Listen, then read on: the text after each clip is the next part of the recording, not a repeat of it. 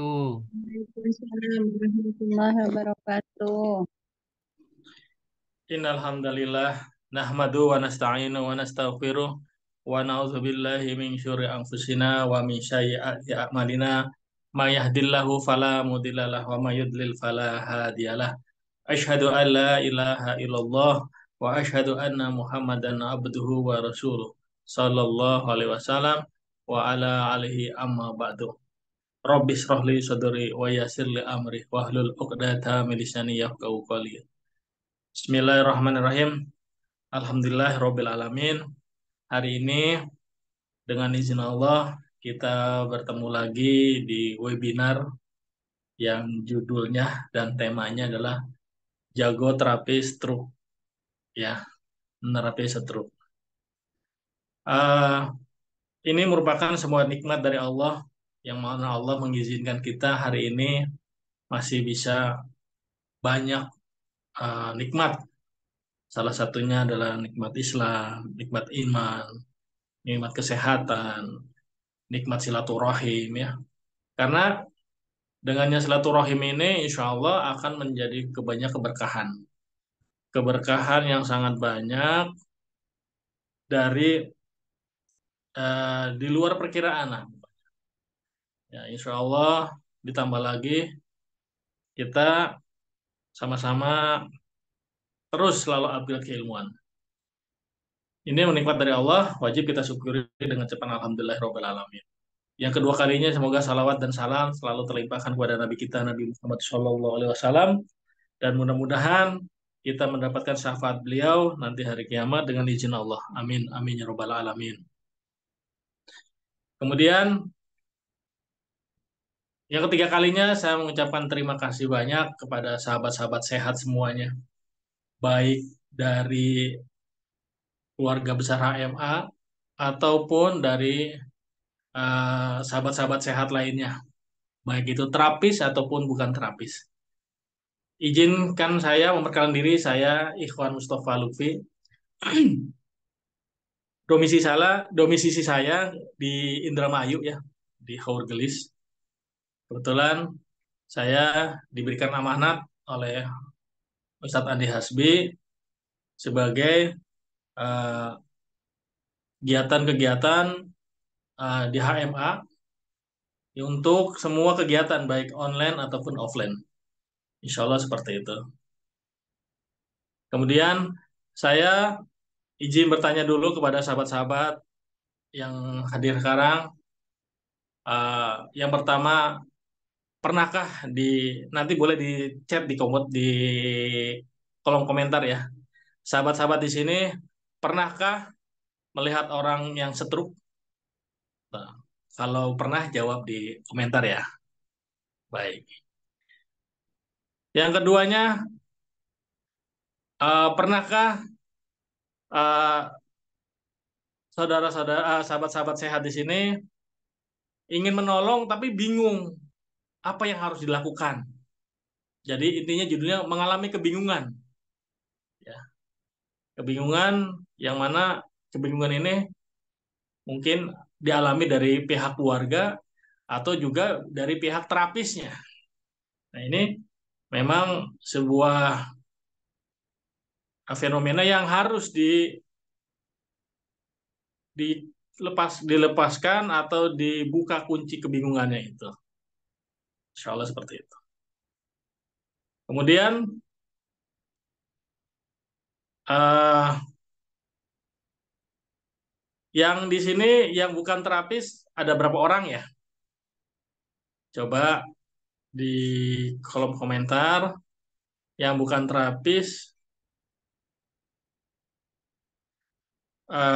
ajungkan tangannya. Ajungkan tangannya. Komentar di kolom, ya. Saya bukan terapis, nggak apa-apa. Gitu, ya. Hmm. Baik, Pak Deden bukan terapis juga nggak masalah, Pak Deden, ya. Ya, aman. Ya, nambah keilmuan. Karena di sini nanti Ustadz Andi Hasbi juga akan menjelaskan beberapa eh, keilmuan-keilmuan yang kemungkinan orang ini akan mengalami sebuah eh, ngalami stroke. Ada keilmuannya itu. Kalau istilahnya tanda-tandanya lah. Dan kita mudah-mudahan berdoa kepada Allah supaya dijaga kesehatan, kemudian bisa menjaga pola hidup sehingga kita bisa terus menjadi orang yang bermanfaat buat keluarganya. Alhamdulillah. Amin. Ya Allah. Baik, teman-teman, kami di sini dari HMA akan terus mengadakan webinar ini. Ini yang pertama ya. Dalam arti dalam tema ini. Nanti sepekan tuh 2 kali. Sepekan 2 kali. Sepekan 2 kali berarti insya Allah setiap hari Rabu sama hari Ahad. Tujuannya apa? Supaya sahabat sehat, baik terapis atau non terapis, bisa mendapatkan manfaat faedah dari webinar ini. Gitu. Ya. Dan selama acara berlangsung, saya berharap ketika nanti Ustadz Andi Hasbi berbicara, mohon videonya ditampakkan gitu ya, dikeluarkan. Karena ini adalah suatu bentuk keilmuan. Ketika keilmuan ini hanya sebagai disambi-sambi, tidak serius, maka hasilnya juga tidak serius nantinya. Gitu. Ya, mudah-mudahan nanti ketika Ustadz Andi Hasbi masuk, videonya ditampakkan, kecuali ada yang halangan syar'i, ya mangga itu. Nanti akan berbeda hasilnya. Nanti akan berbeda hasilnya, keilmuannya akan didapat. Yang berikutnya adalah nanti insya Allah di akhir acara ada pengumuman yang sangat menarik buat sahabat sehat di sini. Mudah-mudahan ini adalah menjadi kebaikan kita semuanya. Baik. Sebelum Ustadz Andi masuk, saya uh, menyapa dulu yang baru-baru masuk ini ya. Masya Allah sudah. Oh, ada Pak Sarjimi di Bengkulu. Pak Sarjimi, gimana kabarnya Pak Sarjimi?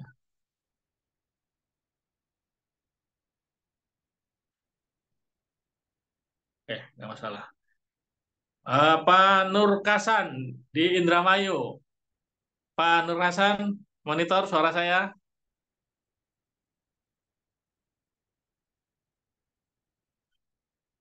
Ya, suaranya belum jelas ya. Baik, saya coba menyapa ke Ibu Warsini. Ibu Warsini, suara saya terdengar, Bu? Terdengar. Alhamdulillah. Masih di Bekasi, Bu? Masih, Pak. Alhamdulillah. Ya, ya, ya, ya. Sudah pulang dari rumah sakit, dinasnya? Udah. Alhamdulillah, ya. Alhamdulillah. Ini ada sahabat saya juga nih, Ibu Bidan Sutira. Ibu Bidan Sutira, gimana kabarnya, Bu? Sehat?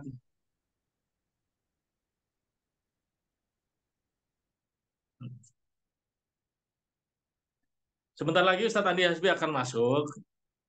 Saya sekali lagi mengajak kepada sahabat-sahabat mempersiapkan diri, eh, mengosongkan sedikit gelasnya lah. Sehingga diharapkan materi yang beliau sampaikan ini adalah sangat bermanfaat dan ini banyak terlihat dari antusias para alumni, pelatihan-pelatihan yang diadakan HMA. Ya, Masya Allah sangat memberikan manfaat yang tadi saya ceritakan barusan kepada punten ibu ya, saya sebutkan namanya Ibu Siti Khadijah ini kabarnya luar biasa nih di Sumedang nih. Rame banget ya Bu ya, dengan izin Allah banyak yang rilis ya Bu ya. Yaitu dengan izin Allah keilmuan Ustadz Andi banyak tersebar. Alhamdulillah, Ustaz. Ya, Iya, memberikan. Masya Allah. Iya, iya, Masya Allah. Untuk Ibu Iya, Masya Allah, Ustaz. Ibu Siti Khadijah boleh cerita sedikit Bu, eh, berikan gambaran buat teman-teman yang lain manfaat dari pelatihan yang dilakukan. keilmuan Ustadz Andi. Boleh cerita sedikit, Bu? Boleh, Bu. Cerita gimana saat kasus? Ya, boleh. Kasusnya apa aja yang rada. Iya, ya. Bismillah ya. Assalamualaikum warahmatullahi wabarakatuh. Yang Ya. terakhir itu baru tadi sore itu seorang bidan Ustadz. Insya Allah. Seorang bidan itu kasus itu tangan kiri sakit, yang sikunya itu sakit, nggak bisa untuk diluruskan. Terus Hmm. jari-jari tangan kanan ya, itu tadi yang sakit tangan kanan. Sikunya itu sakit, nyeri banget katanya. Kalau diluruskan itu sakit. Terus jari-jarinya tangan kanan juga lemah, Ustaz, lemes.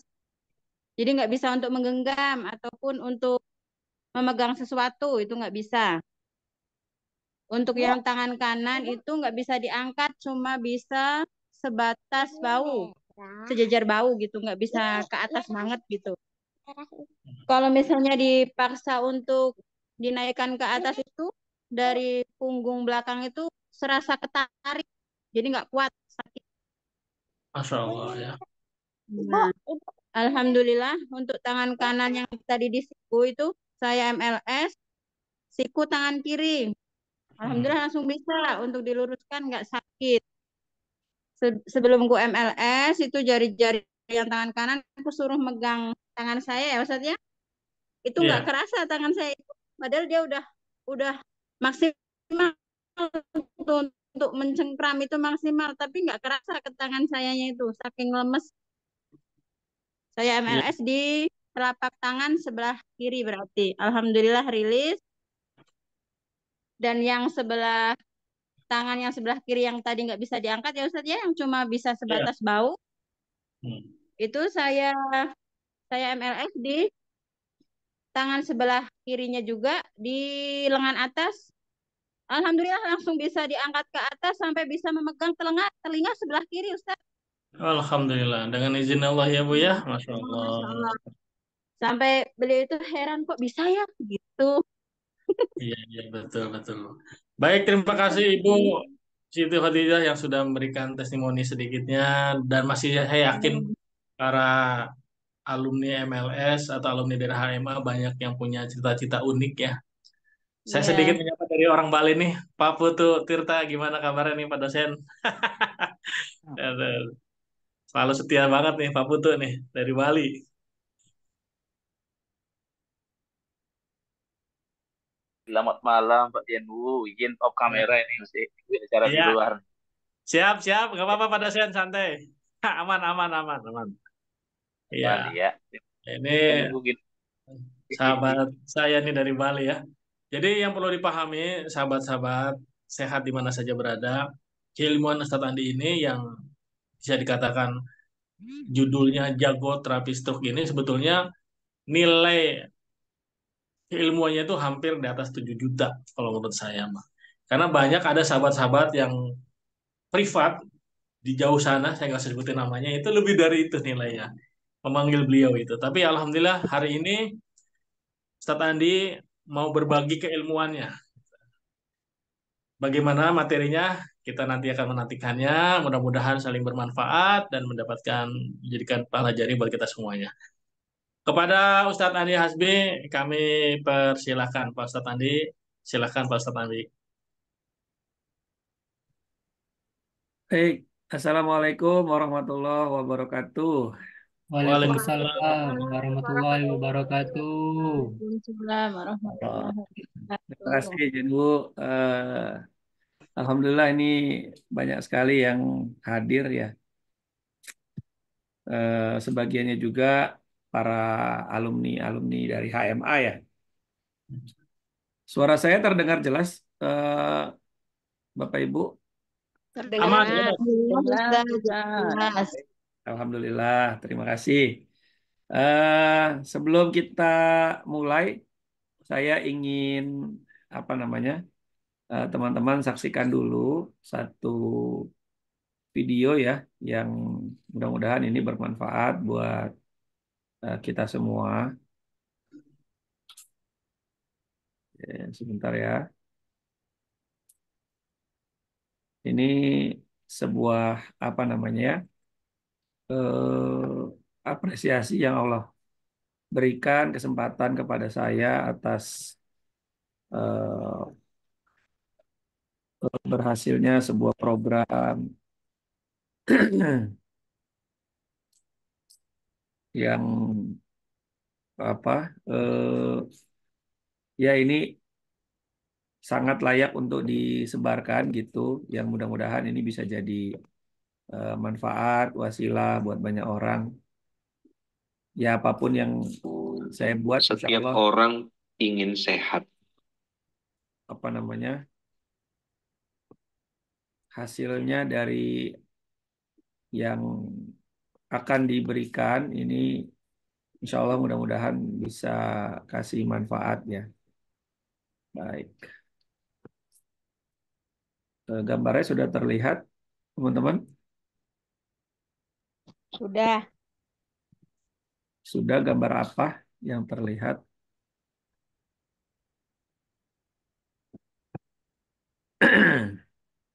Oh, sebentar.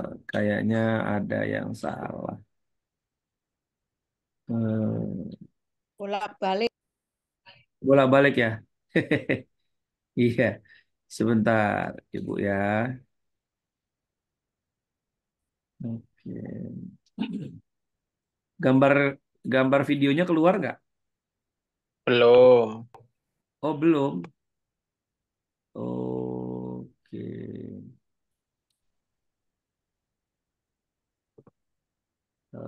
Kalau gitu nanti aja. Sepertinya belum diizinin Allah nih untuk diputar sekarang. Nggak apa-apa. Baik, teman-teman semua, izinkan saya malam hari ini untuk membersamai teman-teman, kita mau bahas tentang jago terapi stroke ya. Tadi di awal sudah disampaikan oleh Jenwu ya tentang terapi stroke gitu kan. Bagaimana teman-teman bisa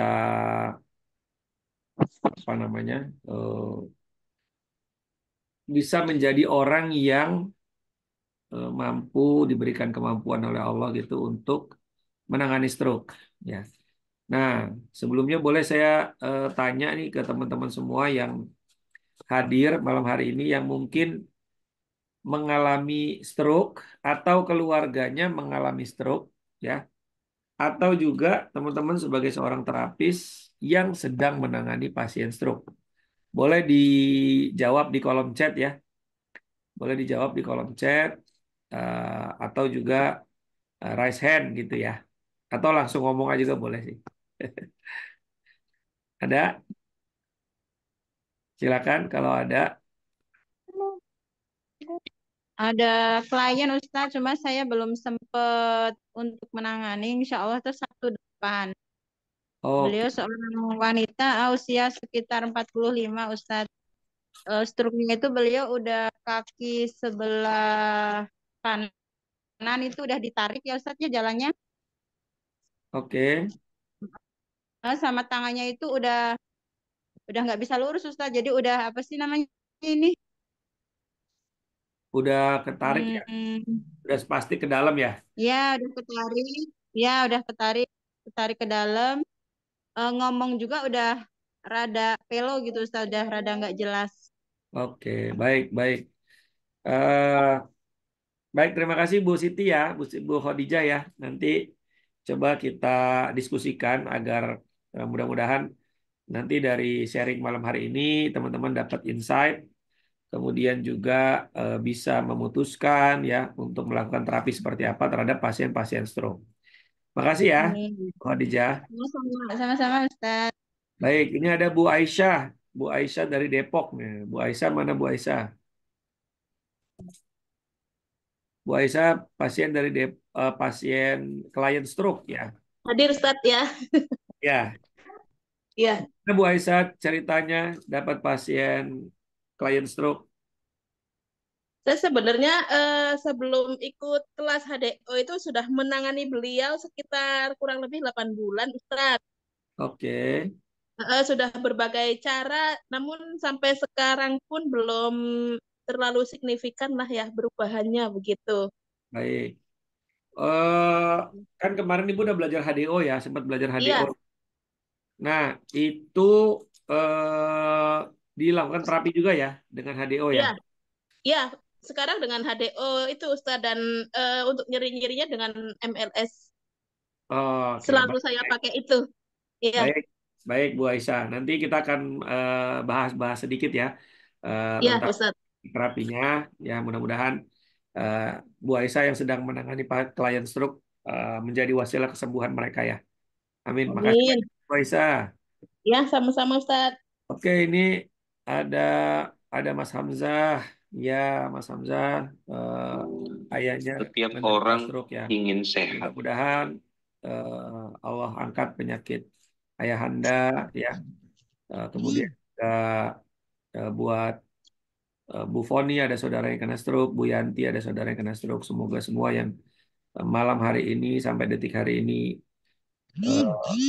apa namanya Allah beri ujian ya. Eh, Allah berikan kasih sayangnya, pesan cintanya berupa stroke. Mudah-mudahan Allah angkat penyakitnya.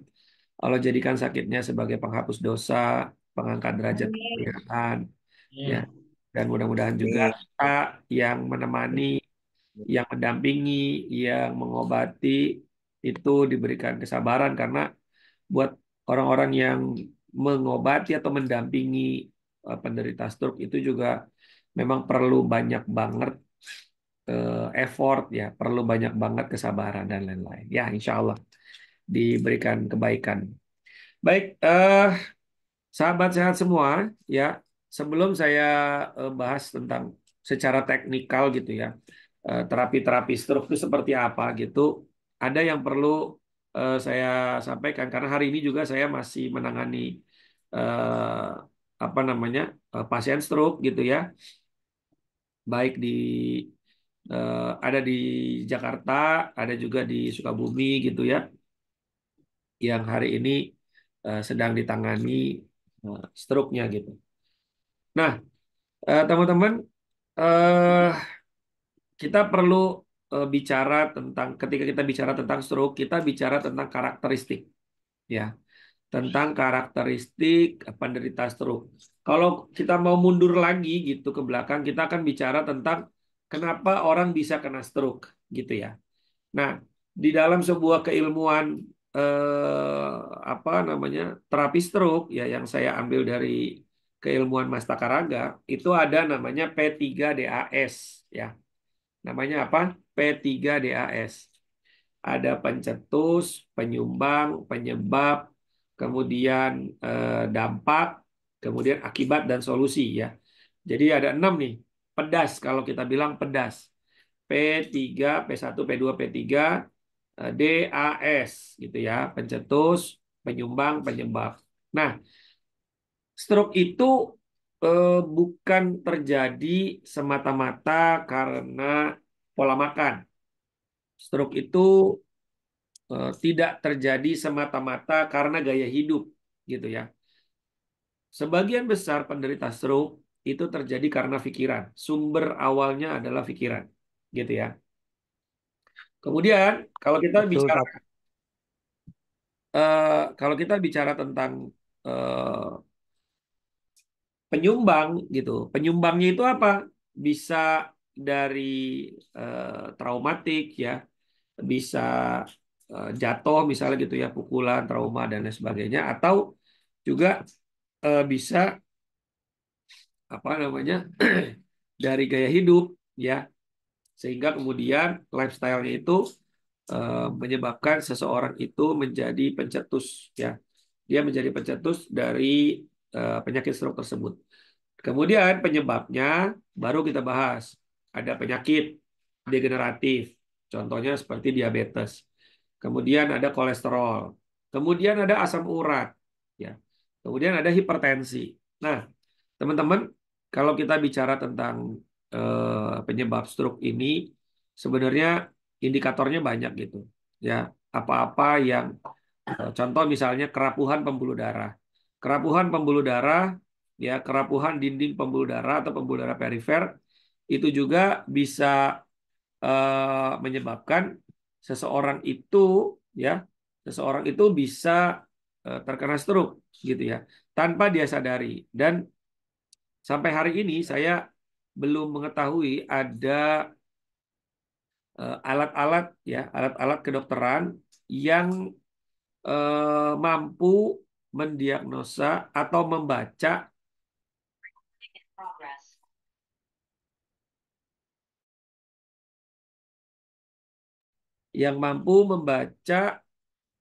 kekuatan pembuluh darah kita gitu ya. Sehingga kemudian banyak banget kita temukan mereka-mereka yang hari ini sedang ngobrol-ngobrol sama kita, bercanda-bercanda sama kita, atau main badminton mungkin ya, atau main futsal, atau bekerja, tiba-tiba besok paginya dia terkena stroke. Nah, sehingga kemudian kenapa sih orang ini bisa kena stroke? Kenapa orang ini bisa kena stroke? Teman-teman, di setiap pengobatan apapun itu, baik medis konven maupun tradisional, ya, tradisionalnya juga tradisional Nusantara ataupun tradisional Timur gitu ya, atau tradisional India, ya, semua berpatokan kepada 3 asas kesembuhan. Ya, ketika kita ingin jago sebagai seorang terapis stroke atau mengobati terapi stroke, kita mesti paham 3 ini, ya, asas kesembuhan. Ini sebuah langkah awal, ya, pondasi awal untuk kita bisa melakukan sebuah tindakan terapi. Yang pertama adalah tepat diagnosa, ya, tepat diagnosa. P3 itu pencetus, penyumbang, penyebab, ya, itu mesti tepat, teman-teman ya. Pencetusnya apa? Pikiran, gitu ya, dan lain-lain. Kemudian penyumbangnya apa? Ya gaya hidup, gitu kan. Kemudian juga ada traumatik, kecelakaan dan lain sebagainya gitu. Kemudian penyebabnya baru masuk ke penyakit, ya. Itu yang apa namanya? Yang membuat seseorang bisa kena stroke. Saya ambil kasus contoh. Ada seorang anak, jadi waktu saya mengadakan training diundang training di Purwokerto, teman-teman, ada seorang ayah ikut training stroke HDO ya. HDO itu hentakan daya denyut otot. Hentakan denyut otot, sebuah teknik menggunakan jarum akupuntur ya untuk melemaskan atau mengendorkan gitu otot ya yang spastik ataupun otot yang lemah ya, yang terdampak dari stroke itu, yang kelumpuhan tangan atau kaki. Nah, ada seorang bapak-bapak bercerita kepada saya. Saya tanya, Pak, pada saat itu saya tanya seluruh peserta, apa motivasi teman-teman mengikuti training HDO ini? Ada yang jawab sebagai calon terapis, ada yang jawab karena suaminya kena stroke, ada yang jawab karena anaknya. Nah, ini menarik. Jadi bapak ini bercerita anaknya saat itu usianya SMP, 14 tahun.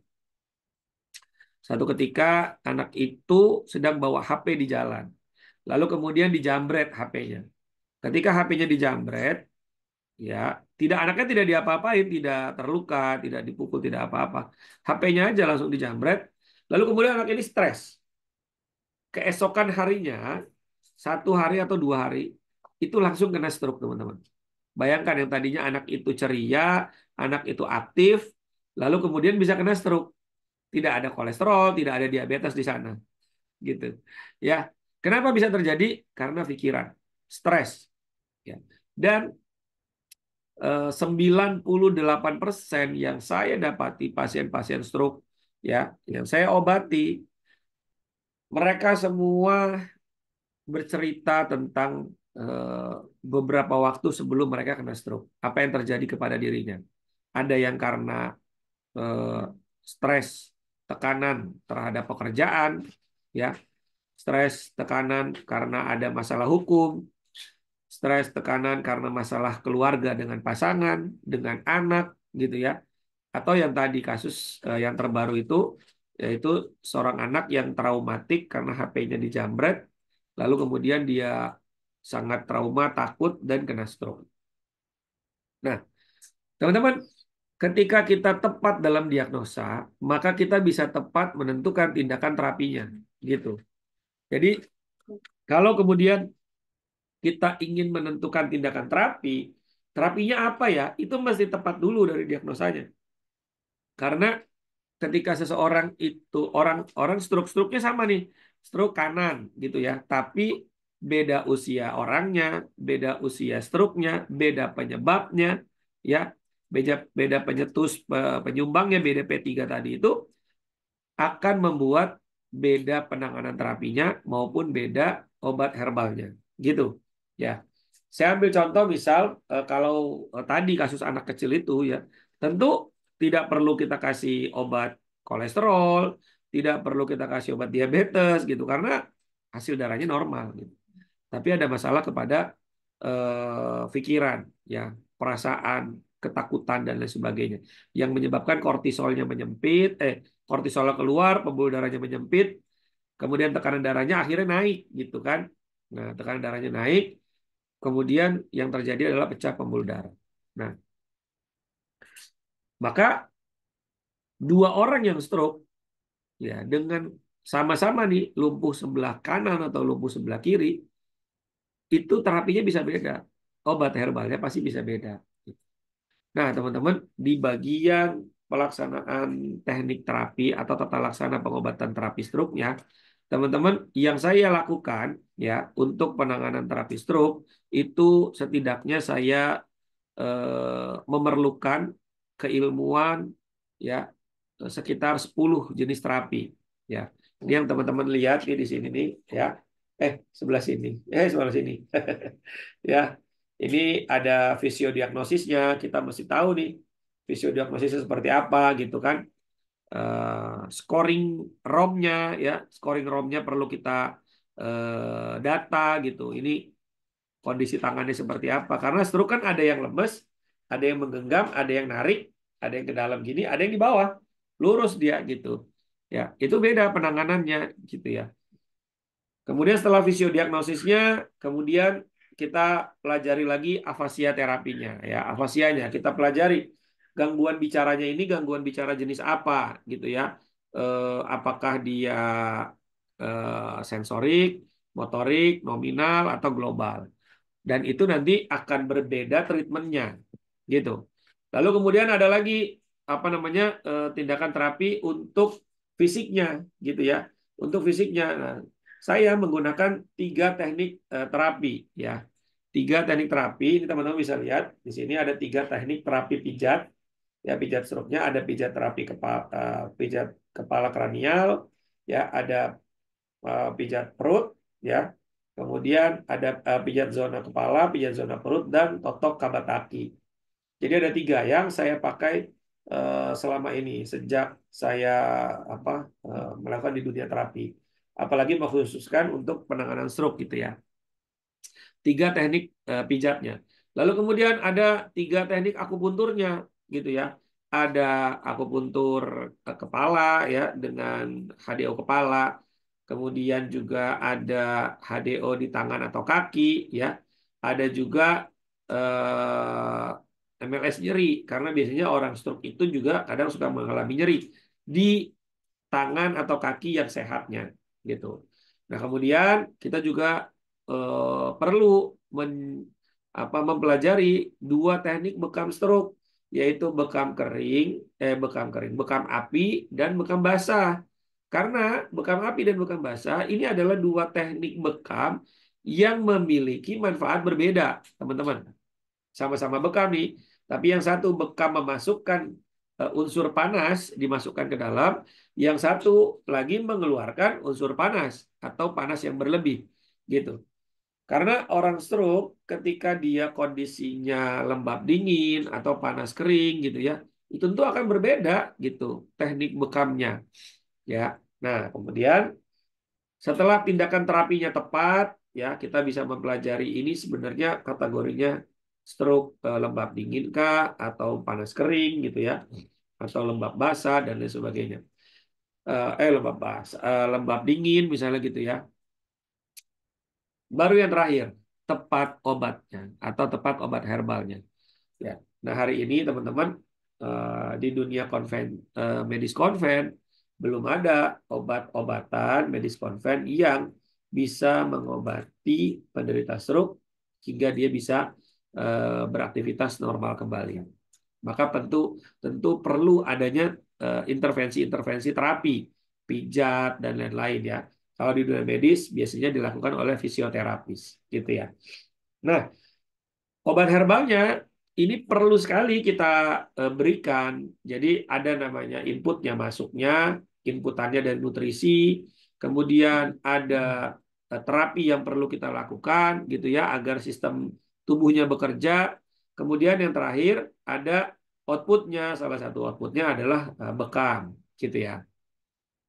Dikeluarkan darah kotornya. Nah, kemudian eh, ketika kita bicara dari awal dulu ya tentang diagnosa, sehingga teman-teman kalau ingin jago sebagai seorang terapi stroke, ya saya belum punya skill apa-apa, misalnya saya cuma punya bisa bekam, saya cuma bisa pijat, ya ya udah nggak apa-apa, praktekin aja itu dulu gitu ya, sambil teman-teman terus upgrade diri, terus belajar ya, mempelajari keilmuan-keilmuan terapi yang kemudian nanti ketika ketemu dengan beragam ya model penderita stroke, teman-teman mampu menetapkan jenis terapinya seperti apa gitu ya. Dulu waktu saya 10 tahun hanya bisa bekam, ya semua pasien stroke saya bekam gitu. Jadi saya selama 10 tahun teman-teman memang fokus hanya bekam saja. Keilmuan yang saya pelajari dan saya lakukan. Ya, selama 10 tahun, dari 2004 sampai 2014. Mulailah dari 2014 saya belajar keilmuan-keilmuan tentang terapi, berbagai macam keilmuan terapi. Namun di 2016 saya mulai fokus keilmuan terapi khusus untuk penanganan stroke. Dari mulai akupuntur, pijat, ya bekamnya dan lain sebagainya. Sehingga hanya fokus kepada stroke aja ya. Nah, kemudian ketika ini kita pelajari satu teknik demi satu teknik demi satu teknik, saya praktekkan ya, saya praktekkan minimal itu 1 tahun. Saya praktekin lagi 1 tahun, saya praktekin lagi 1 tahun, sehingga kemudian lengkaplah hari ini ada 9 ya, 9 atau 10 gitu ya. Skill terapi yang dipelajari, yang kemudian ini saya bagikan kepada teman-teman peserta pelatihan di stroke komprehensif ya, gitu. So, kalau misalnya hari ini teman-teman ada yang baru bisa 1 atau 2 jenis terapi atau mungkin lebih dari apa yang saya miliki hari ini, nggak apa-apa, dijalani aja ya. Yang penting tepat diagnosa, tepat tindakannya, dan tepat obat herbalnya ya. Kalau nggak ini pintu masuknya nggak tepat, yang lainnya pasti nggak tepat. Contoh misal diagnosa kita nggak tepat, kita berikan herbal kepada penderita stroke yang kurus ya, penderita stroke yang kurus, yang kita nggak tahu bahwa ternyata beliau itu susah BAB. Teman-teman, saya mau tanya deh buat yang menangani pasien stroke ya, terapis-terapis khususnya nih. Kalau kedatangan pasien stroke atau teman-teman datang ke pasien atau klien stroke, pernah nggak ditanya, Pak, Bu, BAB-nya setiap hari apa enggak? Selalu ditanya nggak? Di awal. Karena diagnosa itu kan dilakukannya di awal ya. Gitu. Selalu Selalu tanya, Ustadz. selalu ya. Alhamdulillah selalu tanya. Oke, alhamdulillah Bu Yayu, Masya Allah. Pertanyaan kedua nih, pernah nggak teman-teman bertanya ya kepada penderita stroke apa yang dia alami?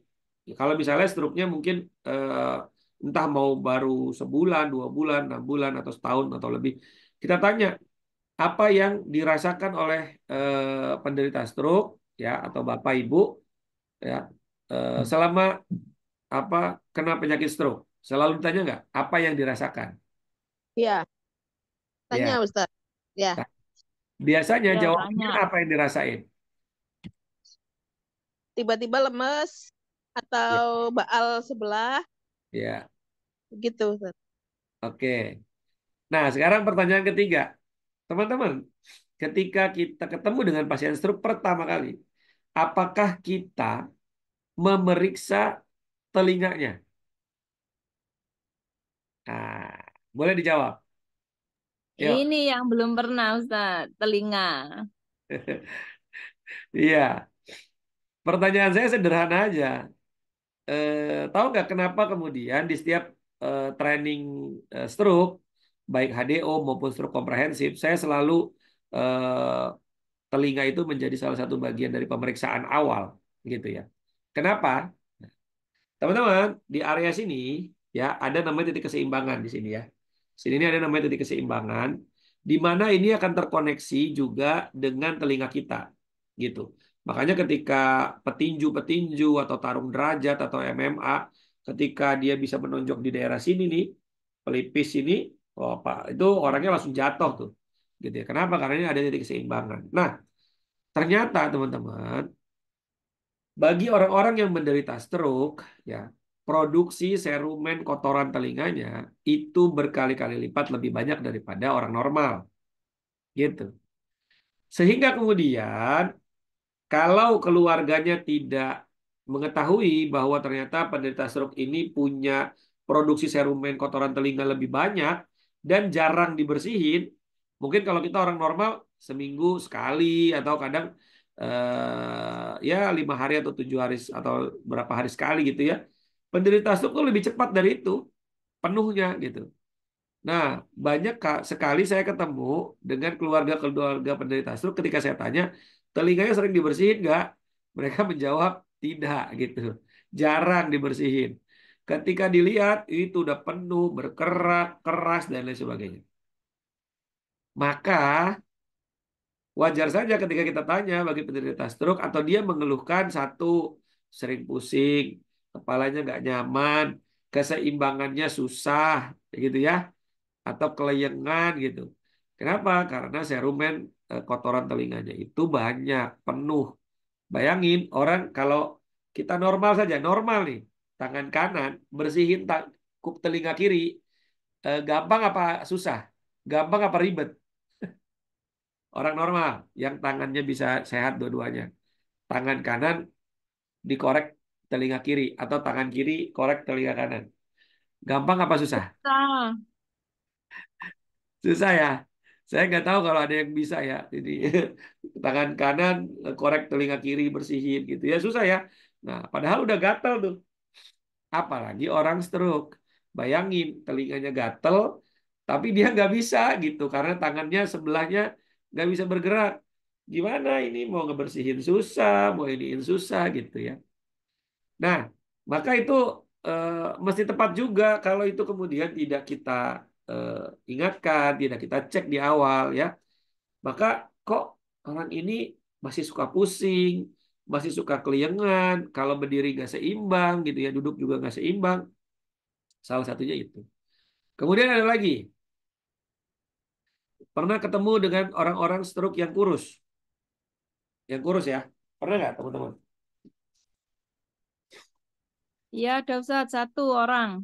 Ada ya, kurus gitu. Nah, Ya, ketika kurus. kita kasih herbal, reaksinya lama gitu. Reaksinya lama, terus kok nggak ada perubahan-perubahan yang signifikan gitu ya. Tahu kenapa? Itu karena penyerapan di usus halusnya sebagai pintu masuk nutrisi yang bisa terserap ke seluruh tubuh, ke sel-sel tubuh, itu lemah dia. Atau pintunya kecil, kira-kira gitu ya. Maka sebanyak apapun dan sebaik apapun nutrisi yang dimasukkan, ketika pintu masuknya itu kecil atau nggak bisa dibuka bahkan mungkin, ya akhirnya jadi kurus, selnya kelaparan. Ketika selnya kelaparan, selnya mati, ya akhirnya orangnya jadi kurus kering gitu. Ya. Atau dia kok gemuk, tapi dikasih herbal lama nih sembuhnya gitu. Turunnya lama, dia gulanya mungkin lama, kolesterolnya mungkin lama gitu ya. Padahal herbal ini yang kita pakai di orang lain kok berdampak, kok ke orang ini enggak. Ini bukan soal cocok-cocokan. Ini soal pintu masuk. Apa itu pintu masuknya? Yaitu usus halus. Ketika usus halusnya lemah, usus halusnya sulit menyerap nutrisi, ya akhirnya nggak ke bawah tuh, gitu. Nggak ke bawah ke apa namanya, ke sel-sel tubuh untuk dimakan. Nah, cara mengetahuinya di mana? Kalau saya menggunakan alat yang namanya diagnosa gizi holistik yang seperti ini teman-teman. Ini selalu saya bawa nih, gitu ya. Ini selalu saya bawa yang mana di sana nanti ada puluhan kondisi organ tubuh yang kemudian kita bisa lihat apakah usus halusnya bermasalah atau tidak. Kemudian pencernaannya bermasalah atau tidak.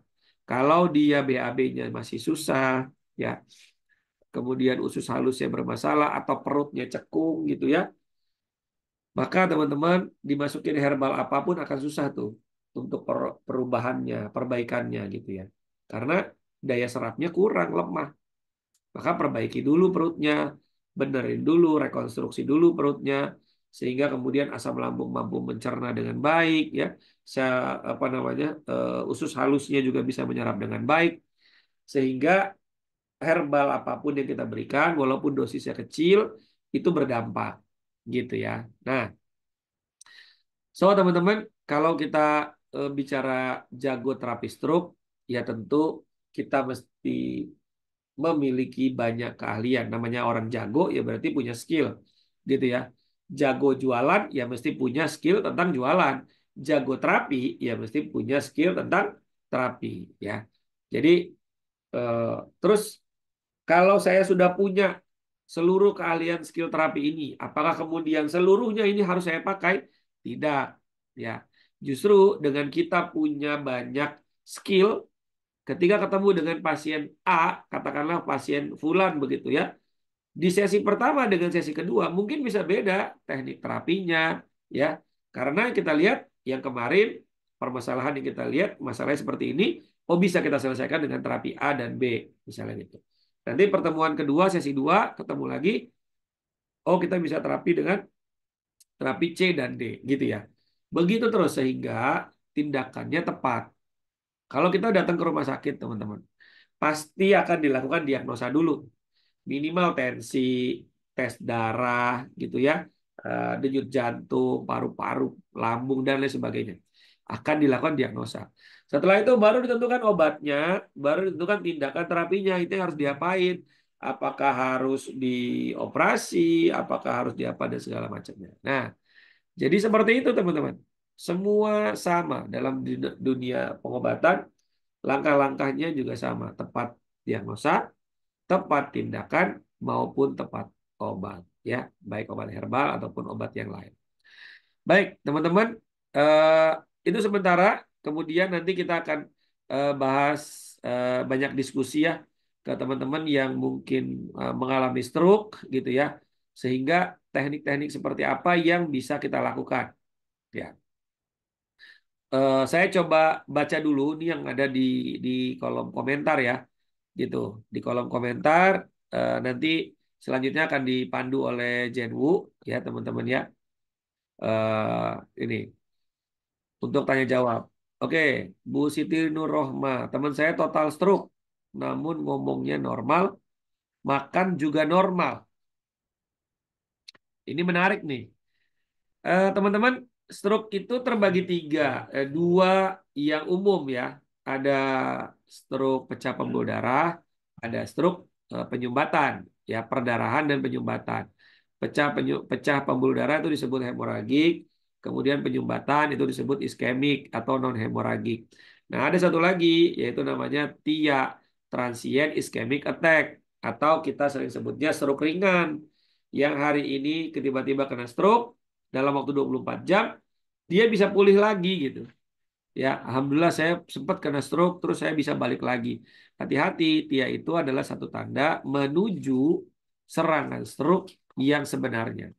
Kalau pola makannya nggak diubah, gaya hidupnya nggak diubah, pengendalian stresnya nggak diubah, itu bisa menjadi serangan stroke yang sebenarnya gitu. Lalu bagaimana jika kasus ini Bu Siti Nurrohma nih, temennya total stroke, namun ngomongnya normal, makan juga normal. Pertanyaan saya, apakah kemudian hasil medis itu yang menyatakan ini stroke, betul-betul stroke? Karena bisa jadi bukan stroke ini gitu ya. Tapi juga bisa dia kena stroke. Biasanya untuk stroke yang total kanan atau kiri ya, biasanya ya itu hampir hampir hampir jarang apa namanya makannya normal gitu. Makannya normal, ngomongnya normal ya. Nah, sehingga perlu ditegaskan lagi ya. perlu ditegaskan lagi seperti apa stroke-nya gitu ya.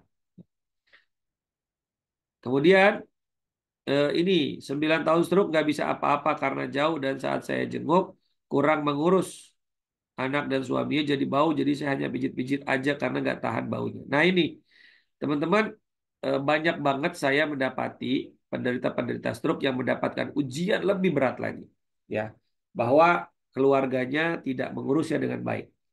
Ya, saya paham betul mereka-mereka yang mengurus, menemani penderita stroke itu butuh kesabaran yang ekstra, ya. Apalagi ketika pasien stroke ini tidak bisa apa-apa gitu ya. Maka ketika mereka menyerah, akhirnya pasiennya nggak diurus tuh. Jarang dimandiin, jarang dibersihin. Bahkan bisa terjadi akhirnya ada luka di belakang, ya, di pantat atau di pinggang tengah gitu ya. Karena tiduran terus. Akhirnya jadi bau BAB di sana, buang air kecil di sana gitu kan. Akhirnya menambah masalah lagi gitu. Nah ini tentu apa namanya, ya prihatin kita terhadap hal itu ya. Tapi apa yang bisa kita lakukan ya kita lakukan secara maksimal. Jika memang kemudian ya hal-hal kayak gitu terjadi, Bu Nurrohmah, saya sarankan disampaikan ke keluarganya gitu bahwa ketika seseorang kena stroke, Allah tidak sedang menguji orang yang kena stroke-nya saja, tapi juga Allah menguji ketulusan, keikhlasan ya bagi para keluarganya yang menemaninya. Apakah sabar, apakah ikhlas, ya, apakah istiqomah gitu. Karena dua-duanya sama. Orang stroke yang bersabar dan bersyukur akan mendapatkan surga. Orang yang mengurus orang stroke, bersabar dan juga bersyukur juga akan mendapatkan surga. Gitu ya. Jadi tidak ada kerugian dalam Islam ketika seseorang bersyukur dan bersabar. Kemudian Ibu Juli, izin tanya, langkah untuk rekonstruksi lambung yang saya terapkan. Ya, yang saya terapkan untuk rekonstruksi lambung, saya hanya berikan konsumsi herbal 2 serbuk 1 madu. Yang 2 serbuk itu namanya alga gold, yang kedua adalah alga tea. Alga gold ini untuk rekonstruksi dinding lambungnya. Alga tea ini untuk memecah apa namanya, memecah gula, ya, memecah lemak yang ada di pembuluh darah sehingga bisa dimakan oleh sel. Kemudian yang ketiga ada madu good relief, ya, madu yang saya formulasikan sendiri untuk memperbaiki fungsi lambung, gitu. Nah, kemudian apakah benar stroke sebelah kanan lebih sulit disembuhkan daripada stroke sebelah kiri? Sama saja, Pak, gitu ya, sama saja. Kenapa laki-laki sering kena stroke sebelah kanan, begitu juga perempuan lebih sering sebelah kiri? Saya belum dapat datanya ini ya. Kalau penderita stroke laki-laki seringnya sebelah kanan gitu, perempuan sebelah kiri. Ya mungkin saja gini. Laki-laki itu kan makhluk visual ya. Laki-laki itu makhluk visual, laki-laki itu makhluk yang lebih kreatif. Maka kemudian kanannya lah yang sering bekerja. Sementara perempuan itu tidak manusia visual gitu ya. Kemudian juga lebih mengedepankan perasaan gitu ya. Tidak mengedepankan logika, maka mungkin saja kenanya sebelah kiri. Tapi saya belum ada hasil penelitiannya tentang itu sih ya. Tapi pada prinsipnya sama-sama ya, ketika kita mengobati penderita stroke, mau kanan mau kiri akan ada kesulitannya di sana, akan ada tantangannya di sana, gitu ya. Oke, itu dulu. Nanti akan dilanjutkan oleh Jenwu ya. Masih ada waktu 30 menit lagi kita untuk berdiskusi teman-teman. Silakan Jenwu, saya kembalikan. Baik, terima kasih Ustadz Andi Hasbi atas materi yang begitu banyak. Alhamdulillah. Saya di sini ini memberikan beberapa informasi terkait dengan penyempurnaan keilmuan yang memang ilmu stroke ini tidak bisa hanya melalui online saja, tapi memang harus dilakukan dengan offline. Ada beberapa materi yang bisa online, tetapi ada beberapa materi yang tidak bisa sama sekali harus online, harus tetap offline. Alhamdulillah kita sudah mengagendakan namanya yaitu pelatihan reguler stroke komprehensif yang insya Allah akan dilaksanakan di Jakarta, ya, di Jakarta, yang mana materi mapelnya, mata pelajaran itu kurang lebih sekitar 14 mapel ya, mata pelajaran yang memang ini adalah sebuah rangkaian panjang.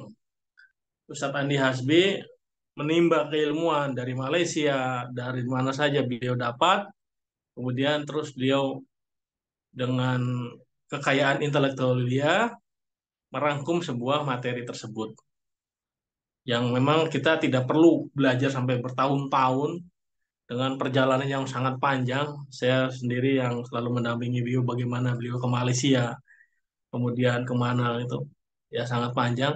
Insya Allah dengan adanya mapel 14 materi ini yang akan dilaksanakan di Jakarta, kita bisa banyak mengambil faidah di sana. Nah, ini di Jakarta, insya Allah tanggal 28 dan 29 September. Nah, ini. Buat sahabat-sahabat sehat di mana saja berada, apabila ingin menghadiri acara pelatihan tersebut, kuatkan niat dulu. Bangun niat dulu. Kalau niatnya kurang kuat, tidak akan tercapai. Tapi kalau sudah menguatkan niat, insya Allah. Itu adalah salah satunya pengumuman yang pertama. Yang keduanya adalah tentang herbal dari luar, yaitu herbal jaritaki ya. Herbal jaritaki ini, alhamdulillah dengan izin Allah, sudah banyak bermanfaat buat teman-teman terapis, khususnya untuk kasus-kasus yang berhubungan dengan otot ya. Herbal jaritaki. Ini buat teman-teman yang mau dapat informasi lebih jelasnya, nanti bisa hubungi kami, dan nanti ada workshop online-nya. Workshop online-nya tentang jaritaki. Karena reaksi setiap jaritaki itu kepada setiap orang berbeda-beda. Berbeda-beda. Ada yang begini dan begitu. Dan inilah yang butuh keilmuannya. Prakteknya sederhana. Jaritaki itu adalah singkatan dari jamu rendaman tangan dan kaki. Cukup rendam aja udah. Tapi tentunya rendaman ini jangan rendaman biasa, tapi harus dengan keilmuan. Gitu, supaya nggak bingung gitu ya.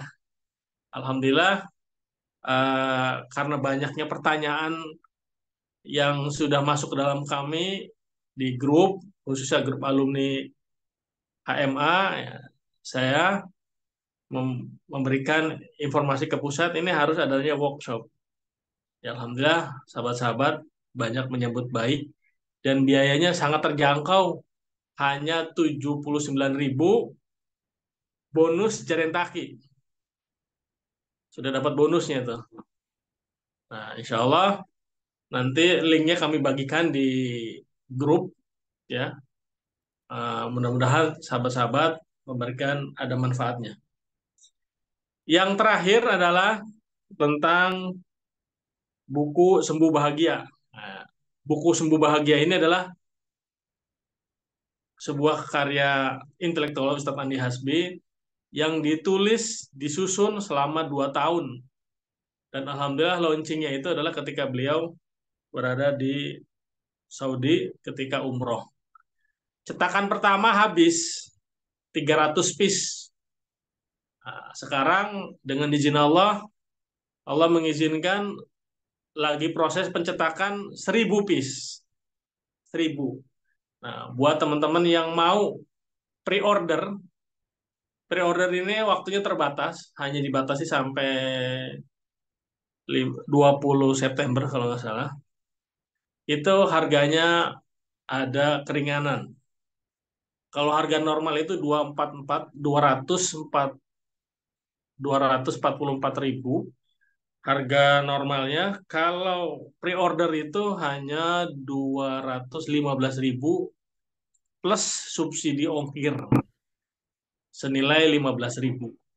Jadi buat teman-teman yang mau mengambil hikmah dan manfaat dari perjalanan panjang Ustadz Andi Hasbi, mengumpulkan keilmuan-keilmuan beliau membuat sebuah karya ilmiah beliau, kekayaan intelektual beliau dituangkan di dalam sebuah buku yang namanya buku Sembuh Bahagia. Qadarullah, videonya belum bisa di-share ya. Dan insya Allah nanti kami share ya, seperti itu. Demikian saja informasi yang bisa kami sampaikan. Ya, buat sahabat-sahabat yang mau informasi lebih lengkap, dari awal saya sampaikan bahwa tolong nomor HP saya di-save, disimpan, sehingga memudahkan sahabat-sahabat sehat di mana saja berada bisa berkomunikasi. Seandainya lagi selalu respon, ya mohon maaf ya, mungkin saya lagi ngerukyah mungkin, atau mungkin lagi dalam safar, atau mungkin ada kegiatan ya. Tapi insya Allah saya akan menjawab semua pertanyaan yang masuk ke dalam handphone saya. Insya Allah seperti itu. Setiap orang Ya. ingin sehat, bukan hanya jasmani tapi juga rohani. Tapi kadang-kadang orang bingung atau tidak tahu bagaimana menemukan sehat itu dan bagaimana dia bisa mendapatkan kesehatan yang sesungguhnya. Karena setiap orang diuji oleh Allah dengan penyakit agar diuji kesabarannya, diuji dengan sehat agar diuji juga rasa syukurnya. Nah, buku Sembuh Bahagia, Hidup Sehat Penuh Berkah ini menunjukkan kepada abang, kakak, ayah, bunda semuanya apa yang salah dan apa yang harus diperbaiki agar hidup kita sehat, dalam taat, dan sesuai dengan judul bukunya, Sembuh Bahagia, Hidup Sehat Penuh Berkah. Buku ini sangat saya rekomendasikan untuk bisa dibaca, dimiliki, dan diajarkan agar seluruh orang-orang bisa sehat dalam taat, lahir dan batin. Barakallahu fikum untuk Burunda Ustadz Andi Hasbi. Semoga Allah muliakan dan jadikan buku ini sebagai amal jariah. Well recommended. Barakallahu fikum.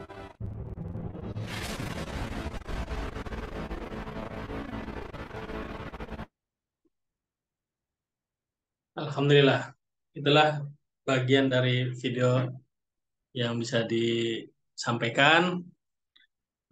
Buat teman-teman yang masih ingin bertanya, nanti bisa setelah acara ini, dan saya berharap selalu ada namanya komunikasi dan koordinasi di grup HMA ya, atau di grup alumni.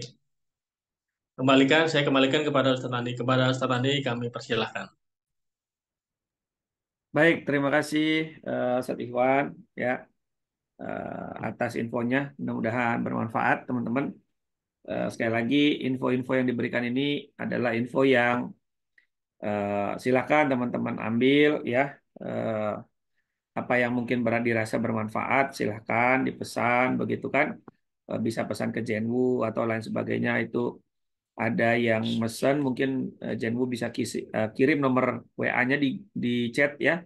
Silakan Jenwu dikirim nomor WA-nya di chat untuk pendaftaran, dan mungkin kepada Bu Diana ya.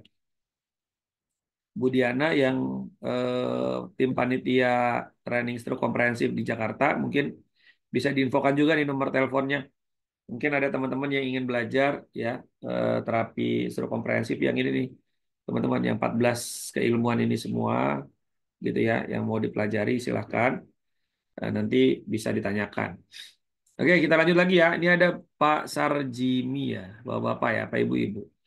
Pasien stroke sebelah kanan, perempuan. Nah, ini stroke kanan perempuan nih. Ya. Nah, sudah 8 tahun. Ya, kalau sudah 8 tahun itu stroke-nya cukup berat ya biasanya ya. Katanya asam urat yang tinggi. Ya, jadi seringkali kita, ini salah satu bukti teman-teman bahwa seringkali kita mengetahui bahwa stroke itu karena hipertensi dan diabetes atau jantung. Padahal sering juga penderita stroke terjadi karena asam urat, gitu ya. Jadi hati-hati ya. Termasuk salah satunya pasien saya yang lagi saya tangani hari ini juga asam uratnya telah lama dia mengalami penyakit asam urat yang hari ini terkena stroke gitu. Kemudian kondisi lututnya terasa seperti lepas. Dicek ke dokter hasilnya osteoartritis ya, OA. Pertama, kalau dia tidak mengalami diabetes, kalau osteoartritis ya semua masalah-masalah tentang tulang, saya lebih rekomendasi menggunakan herbal namanya alga kirei. Teman-teman ya, alga kirei itu tinggi kalsium, tinggi kolagennya ya. Cuma ini tidak boleh dikonsumsi bagi mereka yang menderita diabetes. Nah, alga kirei ini untuk masalah lutut, osteoartritis ya, atau juga mungkin osteoporosis ya, pengapuran ataupun pengeroposan tulang, itu bisa sangat tepat menggunakan alga kirei. Sambil tentunya nanti diterapi, bisa dipanasin ya untuk mengurangi nyerinya atau bisa di MLS nyeri gitu ya.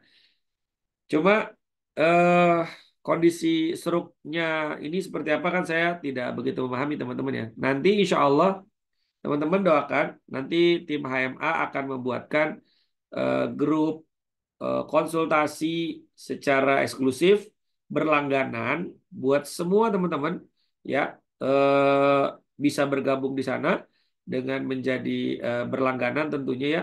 Tapi biayanya insya Allah saya minta buat ke tim untuk tidak terlalu mahal ya bulanannya agar teman-teman bisa konsultasi baik konsultasi tentang stroke, tentang penyakit apapun begitu ya, yang insya Allah akan dijawab secara lebih detail gitu ya, secara lebih detail dan menyeluruh gitu. Bisa juga nanti saya pakai voice note atau nanti saya kasih video dan lain sebagainya gitu ya untuk menjawab pertanyaan-pertanyaan yang akan teman-teman tanyakan di grup tersebut ya. Tapi grupnya belum ada ya. Programnya belum ada, lagi disusun sama teman-teman HMA Pusat. Doakan mudah-mudahan segera jadi nanti yang apa namanya mengasuh di sana nanti bukan hanya saya, nanti insya Allah saya akan ajak beberapa teman-teman yang juga ahli terapi ya, ahli-ahli pengobatan, kesehatan gitu ya. Mungkin juga ada dokter lain-lain yang juga nanti akan menemani saya di grup tersebut. Oke. Seperti itu ya, Bu, Ibu atau Bapak nih, Sarjimi dari Bengkulu. Bu Eva, apakah betul kaki sakit dipakai untuk jalan gejala stroke? Enggak, Bu. Ya, enggak, enggak betul ya. Bisa jadi itu karena ada asam urat di bawahnya atau ada urat yang apa namanya kram ya, bisa jadi juga itu gitu. Kalau di terapi bekam titik yang mana? Itu titik sunnah aja, Bu. Ya, titik sunnah yang di atas pertemuan antara jempol dengan telunjuk. Ya, jempol dengan telunjuk di Zahrul Qadam. Ya, jadi diambil satu titik saja di situ. Ya, bisa diambil di situ. Kemudian jika Bu Eva bisa MLS, maka dilakukan MLS nyeri gitu. Ya, insya Allah ini bisa ya diobati dengan MLS nyeri gitu. Kemudian Pak Rizal, untuk penanganan perdarahannya bagaimana? Nah, ini Pak Rizal, kalau dia stroke-nya sudah lebih dari 6 bulan atau bahkan setahun, itu kita sudah tidak perlu memikirkan tentang ini dulunya stroke-nya perdarahan atau penyumbatan, karena itu sudah tertutup pasti, gitu ya. Karena dia apa namanya proses penutupan apa pecah pembuluh darahnya itu juga bisa juga cepat tertutup gitu ya. Jadi tidak perlu lagi kita pikirkan itu. Tapi ada kemungkinan terjadi itu karena kerapuhan pembuluh darah, maka masukkan kolagen gitu ya, masukkan kolagen. Nah, salah satunya bisa dengan alga kire tadi ya. Atau ya teman-teman bisa beli tepung kolagen ikan gitu ya. Karena tepung kolagen itu biasanya ada dua, kolagen ikan atau kolagen tulang hewan. Nah, di seluruh dunia ini ya yang memproduksi kolagen itu tidak banyak negara-negara yang memproduksi kolagen yang halal dan sudah mendapat sertifikasi halal di Indonesia untuk tingkat Asia ya. Apa kolagennya. Nah, itu yang saya gunakan hari ini gitu.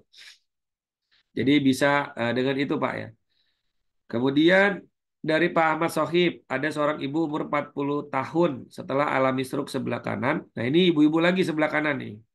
Sudah hampir setahun belum sembuh total. Sekarang tinggal jari belum bisa lurus. Dan jari-jari pada kaki sebelah kanan belum bisa lurus. Berarti ini sudah narik nih Pak ya. Udah hampir setahun ya jari-jarinya belum lurus. Nah, ini teman-teman. Ini saya mau kasih tahu bahwa ketika kita melihat penderita stroke, di atas 6 bulan, usia stroke-nya ya, di atas 6 bulan, dia akan mulai ada pemendekan otot atau disebutnya spastik. Kalau pemendekan ototnya di sini ya, di carpal tunnelnya ini dia akan menarik ke dalam. Ya, menarik ke dalam. Lalu kalau pemendekannya terjadi di sini, di dalam, di lengan bawah, dia akan menekuk seperti ini. Kemudian kalau terjadi pemendekannya di sini, di lengan atas, dia akan menarik begini. Ya, nah, maka yang harus dilakukan bagaimana? Berarti pemendekan otot ini mesti dilakukan intervensi, terapi supaya dia bisa membuka lagi, supaya di sini membuka lagi, memanjang lagi, di sini juga memanjang lagi gitu ya. Nah, salah satunya terapinya dengan HDO bisa, dengan totok kabataki bisa. Atau kalau teman-teman belum belajar, ya udah pakai jaren taki saja. Tinggal direndam saja ya dengan air es. Es batunya 1 kilo, airnya 2 liter, direndam selama 15 menit. Setiap hari, pagi dan sore, pagi dan sore. Itu insya Allah nanti lama-kelamaan yang memendek ini dia akan terurai, ya terlepas, lemes lagi, sehingga kita stretching lah. Bisa kita stretching ini gitu ya. Bisa kita stretching, sehingga nanti dia bisa terbuka lagi jari-jarinya gitu ya, termasuk juga kakinya. Oke, kemudian Bu Siva, kalau klien anak-anak epilepsi kayak kejang-kejang gitu, apa bisa diakupuntur nggak, atau terapi apa yang bagus dan cepat? Oke, kejang-kejang ini teman-teman biasanya terjadi karena masalah di saraf otak ya, atau di otaknya sendiri gitu ya, mengalami gangguan. Bisa karena proses pembentukan otak pada saat di kehamilan gitu ya, ataupun di luar dia terkena virus ya, terjadi kejang-kejang, atau karena trauma jatuh dan lain sebagainya. Maka teman-teman bisa dilakukan tindakan terapi pijat, namanya pijat terapi kepala ya. Ini sudah ada apa namanya, sudah ada e-course-nya, teman-teman nanti bisa tanya ke Jenwu ya untuk e-course-nya terapi pijat kepala. Ini sangat bagus banget buat anak-anak atau orang dewasa yang sering mengalami epilepsi, kejang, Bell palsy ya, stroke, gangguan-gangguan wilayah kepala lah, insomnia, vertigo, kemudian juga pikun lebih muda ya, Alzheimer, Parkinson, itu juga bisa ditangani menggunakan terapi pijat kepala. Itu insya Allah sudah ada e-course-nya ya. Kemudian yang kedua, di akupuntur bisa nggak? Tergantung. Kalau anaknya kooperatif, bisa koordinatif dengan kita, nggak apa-apa di akupuntur. Tapi kalau nggak bisa, apalagi ini masih anak-anak, saran saya tidak diberikan akupuntur, tapi pijat. Kemudian yang kedua, minum herbal. Salah satu herbalnya bisa pegagan. Ya, pegagan itu perbaikan fungsi otak. Kemudian daun dewa bisa. Kemudian air kelapa hijau direbus dengan sereh 1 batang. Ya, air kelapa hijau direbus airnya dengan serai 1 batang. Itu cukup efektif juga gitu ya. Kemudian di apa namanya diteteskan gitu ya, apa namanya, obat tetes mata yang dari air zam-zam, atau langsung aja air zam-zam diteteskan di mata gitu ya. Itu tapi air zam-zamnya yang murni ya. itu insya Allah juga bisa, tapi perlahan-lahan ya. Gitu. Pastikan anak tersebut kooperatif atau bisa koordinasi dengan kita. Gitu. Kemudian bisa juga ditambahkan lagi ya, sering mengkonsumsi garam Himalaya. Ambil sedikit saja, jangan sampai airnya terasa asin ya. Sedikit saja garam Himalaya itu di gelasnya atau di botol minumnya ya, setiap hari diberikan itu ya, untuk menambahkan apa namanya mineral ya, kemudian juga asam amino dan lain-lain. Itu juga bisa.